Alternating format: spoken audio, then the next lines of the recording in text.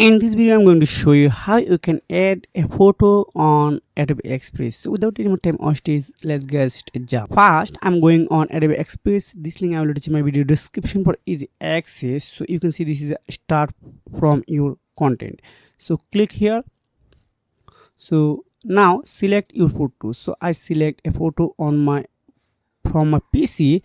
Then select your ratio. So which type of ratio you want right now, so I select 16:9 ratio. Okay, it's already added on my PC. So you can see now I will able to use this photo for any purpose. So this is a method you can add photo on Adobe Express.